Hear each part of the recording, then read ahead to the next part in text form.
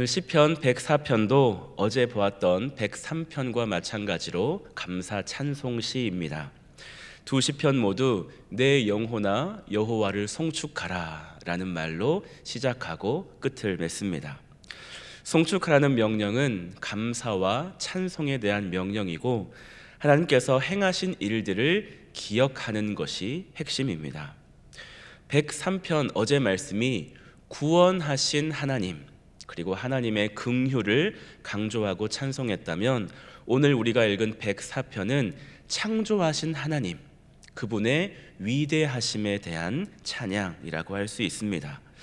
그래서 104편의 주제는 창조이기 때문에 창세기 1장에 대한 묵상이라고도 볼 수 있을 만큼 창세기 1장과 상응하는 유사점이 많이 있습니다.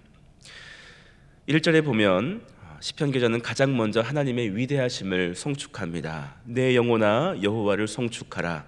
여호와 나의 하나님이여 주는 심히 위대하시며 존귀와 권위로 옷 입으셨나이다. 창세기 1장에 보면 아무것도 없는 상태에서 무에서 유를 창조하셨습니다. 모든 것은 하나님의 말씀에 따라 그대로 되었죠. 그리고 그 모든 것은 하나님의 보시기에 좋았습니다. 창조주 하나님, 위대하신 하나님은 존귀와 권위로 옷을 입으셨습니다. 세상의 위대한 왕은 화려한 옷을 걸쳐서 그 왕의 존귀와 권위를 표현하지만 하나님은 존귀와 권위 그 자체가 하나님의 옷이라는 것입니다. 이런 영광의 하나님이 2절, 4절에서는 빛, 하늘, 물을 창조한 첫째 날과 둘째 날에 대한 묵상으로 이어지게 되는데요. 2절부터 4절을 보면 주께서 옷을 입음같이 빛을 입으시며 하늘을 휘장같이 치시며 물에 자기 누각에 들보를 얹으시며 구름으로 자기 수레를 삼으시고 바람 날개로 다니시며 바람을 자기 사신으로 삼으시고 불꽃을 자기 사역자를 삼으시며. 하나님은 빛이십니다. 어떤 사람들은 그래요. 창세기 1장을 보면서 넷째 날에 해, 달, 별, 광명체들이 만들어졌는데 첫째 날에 있는 그 빛은 뭐냐? 이것은 모순이다 라고 얘기하는 사람이 있는데 그럴까요? 태양이 없으면 빛이 없나요? 요한계시록에 보면 새하늘 새 땅에는, 천국에는 태양이 없대요. 해가 쓸모없대요. 왜요?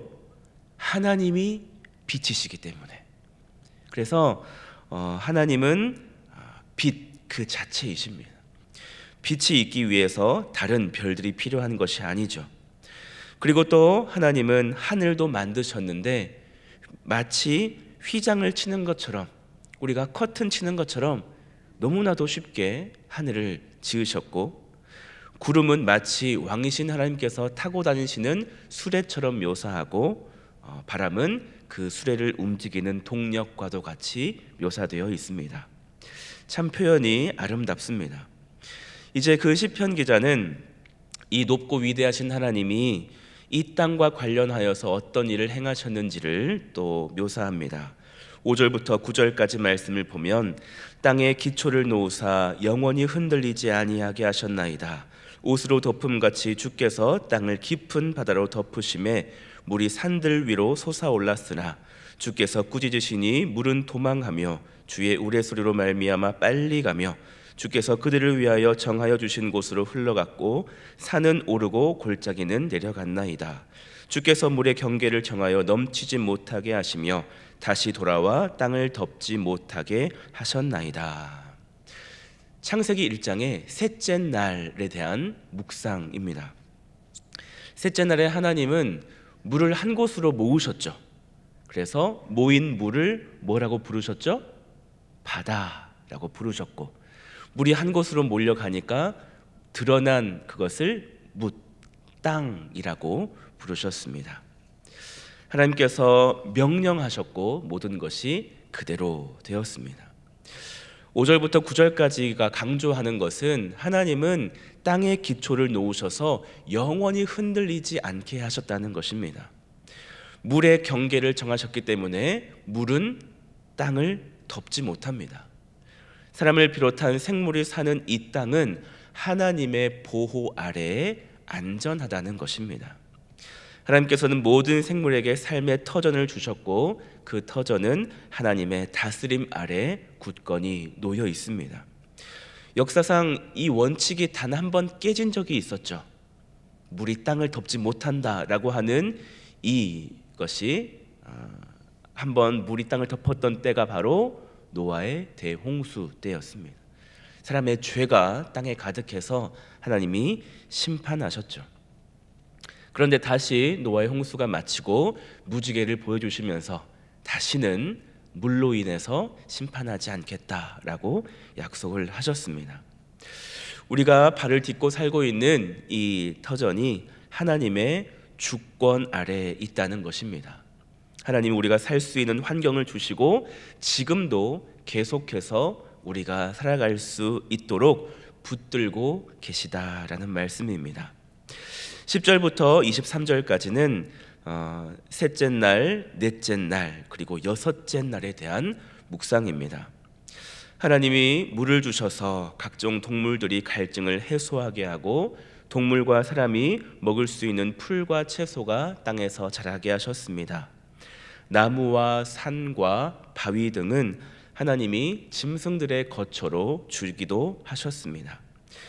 이런 모든 것들이 그냥 생겨난 것이 아니라 우연히 발생한 것이 아니라 각각의 목적을 가지고 하나님이 만드셨습니다. 해와 달도 그렇고 모든 것은 각각의 역할이 있습니다.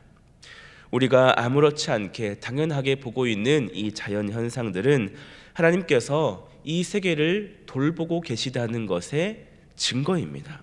하나님은 작은 것들 하나하나까지, 작은 미물까지도 세심하게 돌보시는 창조주가 되시는 것입니다. 단지 생존만 하게 하시는 것이 아니라 하나님은 이 모든 것들에게 부족하지 않게 주십니다.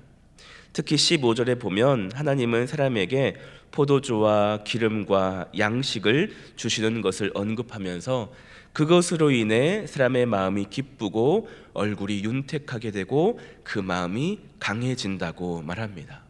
하나님이 우리 인간에게 원하시는 삶의 모습입니다. 하나님이 주시는 것으로 인해서 사람들이 만족하며 기쁘게 살아가는 모습, 그것을 하나님께서 원하시는 것이죠. 그리고 하나님은 모든 것을 질서 있게 또 생명력 있게 살아가도록 오늘도 돌보고 계십니다.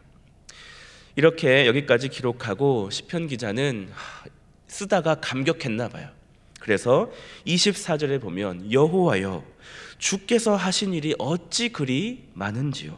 주께서 지혜로 그들을 다 지으셨으니 주께서 지으신 것들이 땅에 가득하니이다. 우리가 자연 만물을 보면 이 땅에 가득한 하나님께서 지으신 것들을 보면 그것에 대해서 더 자세히 알면 알수록, 더 많은 것을 보면 볼수록 하나님의 위대하심을 찬양하게 됩니다. 대자연의 놀라운 신비를 보면서 이 자연을 말씀으로 지으신 하나님의 권능과 위대하심을 우리가 찬양할 수밖에 없고 그 지혜에 감탄할 수밖에 없는 것입니다. 25절과 26절 또 다섯째 날에 대한 묵상이 이어집니다. 거기에는 크고 넓은 바다가 있고 그 속에는 생물 곧 크고 작은 동물들이 무수하니이다. 그곳에는 배들이 다니며 주께서 지으신 리워야단이 그 속에서 노나이다. 고대 사람들은 바다라고 하면 두려움의 대상이었습니다. 하지만 그 바다마저도 하나님이 지으셨다는 거죠. 그리고 많은 동물들을 그 바다 속에서 살게 하셨습니다. 특히 리워야단이 언급되는데 옛 성경에는 악어라고 표현하기도 했지만 우리가 이해하기로는 바다에 살고 있는 큰 거대한 바다 생물로 이해하시면 가장 이해하기 쉬우실 것입니다. 그 리워야단조차도, 큰 바다 동물조차도 하나님이 만드셨고 하나님 만드신 바다 속에서 즐겁게 놀고 있는 것이죠. 하나님이 베푸신 자연 속에서 만족하며 지내고 있는 것입니다. 땅에 있는 것이든 바다에 있는 것이든 모두 하나님이 만드시고 그들을 풍성히 먹이십니다. 그래서 피조물들은 하나님을 의지해서 살아가고 하나님을 향하여 기뻐하는 것이죠. 이어지는 말씀이 바로 이 결론입니다. 27절에서 30절. 이것들은 다 주께서 때를 따라 먹을 것을 주시기를 바라나이다. 주께서 주신즉 그들이 받으며 주께서 손을 펴신즉 그들이 좋은 것으로 만족하다가 주께서 낯을 숨기신즉 그들이 떨고 주께서 그들의 호흡을 거두신즉 그들은 죽어 먼지로 돌아가나이다. 주의 영을 보내어 그들을 창조하사 지면을 새롭게 하시나이다. 모든 피조물들의 일생이죠. 하나님이 주신 것으로 만족하며 살아가다가 때가 되면 하나님이 부르십니다.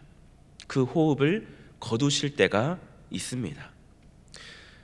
그렇게 돌아가는 것이 있으면 하나님은 다시 또 호흡하는 것들을 이 세상에 또 주십니다.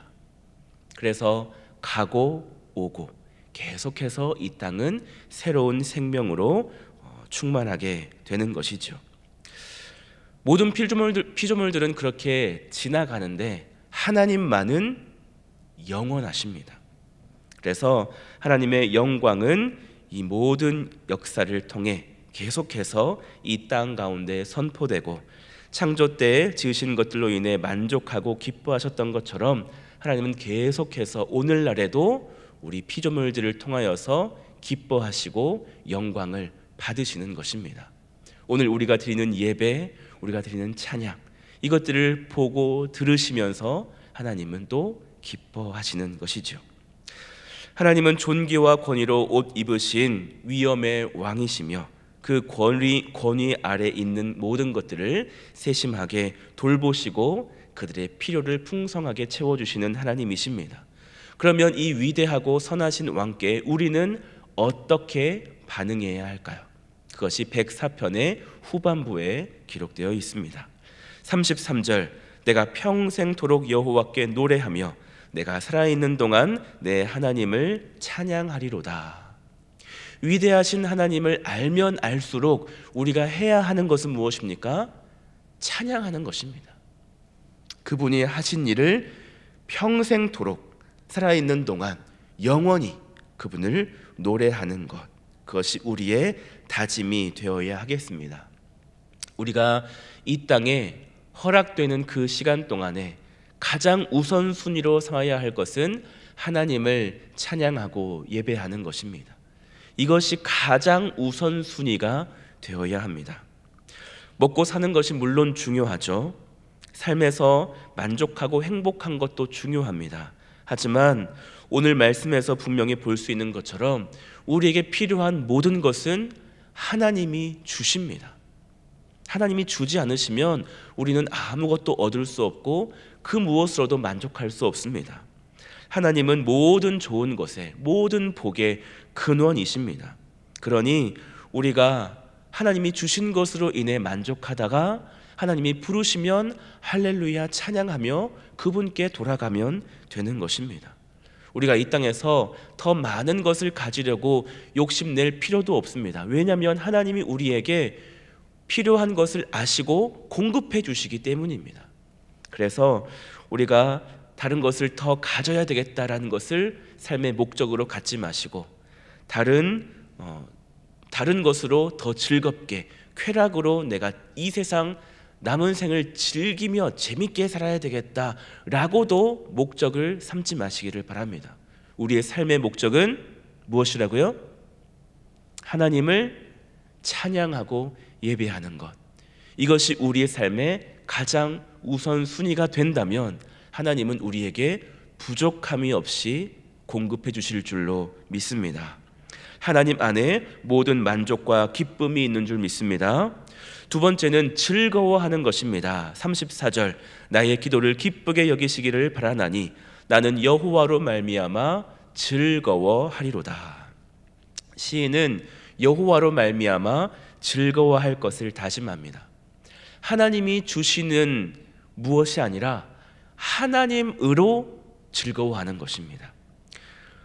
아무리 우주가 광활하고 하늘이 아무리 아름답고 산맥이 아무리 장엄하고 바다가 경이롭다고 해도 그 모든 것들은 하나님의 위대하심의 아주 일부만을 보여주고 있는 것뿐입니다.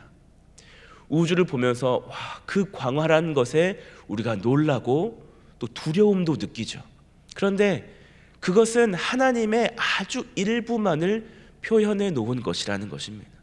그러니 우리가 하나님을 눈앞에서 뵙게 된다면 우리는 그 위대하심에, 그 위엄에 우리는 무릎 꿇을 수밖에 없을 것입니다. 그러므로 우리는 드러난 것들을 통하여서 하나님을 알아가는 기쁨을 누렸으면 좋겠습니다. 보여지는 것을 통해서 하나님의 속성에 조금씩을 발견해가는 기쁨이 있는 거죠. 하늘을 보면 그 하늘을 보면서 하나님의 영광을 보고 노래할 수 있어야 되고, 또 우리가 살면서 즐기는 모든 것들을 통해서 그 안에 담겨있는 하나님의 속성을 보면서 즐거워하는 것입니다. 가끔 저는 지나가는 사람들을 보면서 사람 구경하는 것이 참 재밌습니다. 이렇게도 생기고 저렇게도 생기고, 어쩜 저렇게 귀엽게 생기고 어쩜 저렇게 잘생기고, 그 안에서 하나님의 형상을 보고 하나님의 속성을 보다 보면 참 재미있어요. 즐겁습니다. 또 자연 만물을 보면 얼마나 행복해집니까? 이제 봄이죠. 곧 꽃이 필 것입니다. 기대되시죠? 저는 매년 기대돼요. 매년 흘러가는 벚꽃 또 보고 또 보고 하지만 그 생명의 신비 가운데 또 하나님을 찬양하게 되고, 와, 하나님 어쩜 이렇게 아름답게 지으셨습니까? 이렇게 감탄하게 됩니다. 올 봄에도 하나님을 마음껏 즐거워하시고 마음껏 기뻐하시기를 바랍니다. 모든 것을 보면서 내 옆에 있는 성도님들 한 분 한 분 보면서, 와, 하나님 참 어쩜 이렇게 아름답게 지으셨습니까? 하면서 우리가 하나님을 즐거워하며 찬양하며 살아가는 우리가 되기를 소망합니다. 세 번째는 기대하는 것입니다. 35절에 보면 죄인들을 땅에서 소멸하시며 악인들을 다시 잊지 못하게 하시리로다. 내 영혼아 여호와를 송축하라. 할렐루야.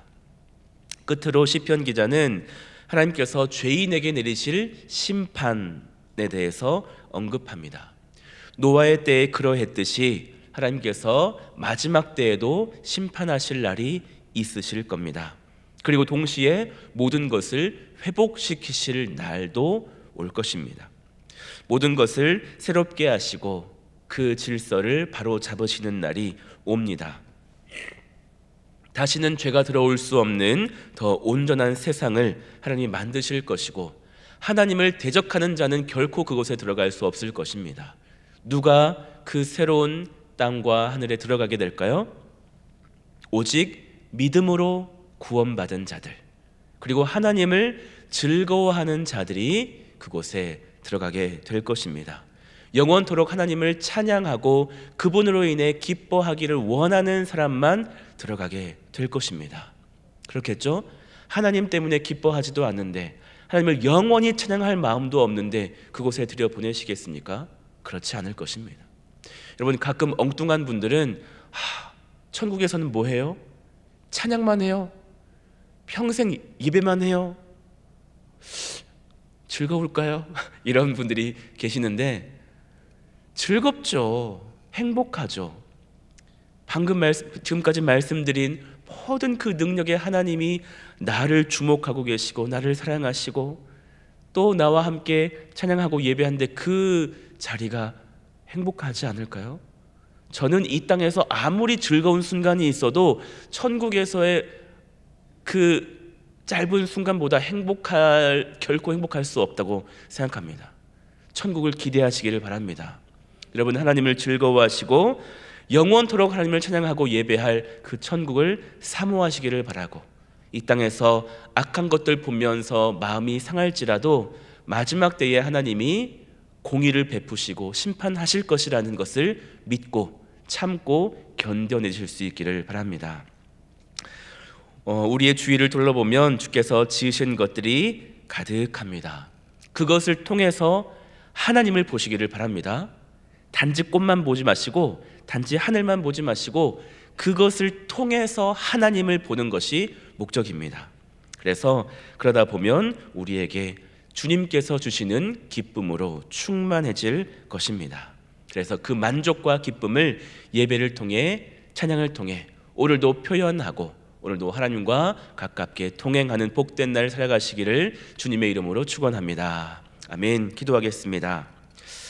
하나님 아버지, 온 우주와 대자연을 창조하시고 우리도 창조하시고 섭리하시며 오늘날에도 인도해 주심을 감사합니다. 하나님, 우리가 살아가다 보면 우리 눈앞에 있는 큰 문제가, 큰 일이 있지만 그것이 결코 하나님보다 크지 않다는 것을 알게 하여 주시고, 그래서 위대하신 하나님께 의지하고 구하면서 우리의 삶을 선하게 인도하시는 하나님으로 인하여서 날마다 찬양하며 살아가게 하여 주시옵소서. 우리 지난 삶을 돌아보면 우리의 삶에 하나님의 손길이 미치지 않은 곳이 하나도 없음을 고백합니다. 바로 없기는 우리가 하나님의 말씀을 묵상하고 하나님의 하신 일들을 찬양하는 것을 우리의 삶의 목적으로 두고 살아가게 하여 주시옵소서. 우리가 보는 모든 것들을 통하여서 그 안에 담겨있는 하나님의 속성과 하나님의 위대하심을 보게 하여 주셔서 오늘도 삶으로 예배하며 삶으로 주님을 찬양하는 복된 삶을 살아가게 하여 주시옵소서. 오늘도 우리를 심어주신 이 자리, 우리를 보내주신 이 자리에서 하나님을 자랑하며 또 많은 사람들에게 하나님의 사랑을 전하며 살아가게 하여 주시옵소서. 하나님, 오늘도 주님 한 분만으로 만족하며 기뻐하겠습니다. 하나님, 나의 환경과 상황과 상관없이 그것을 초월하여서 이 모든 것을 다스리시고 섭리하시고 인도하시는 하나님만 바라보며 주님 때문에 감사하고 주님 때문에 기뻐하는 오늘을 살아가게 하여 주시옵소서. 하나님, 사순절을 지나고 있습니다. 우리를 구원하신 예수님의 그 십자가를 깊이 묵상하게 하시고 우리를 구원하신 하나님을 찬양하며 살아가게 하여 주시옵소서.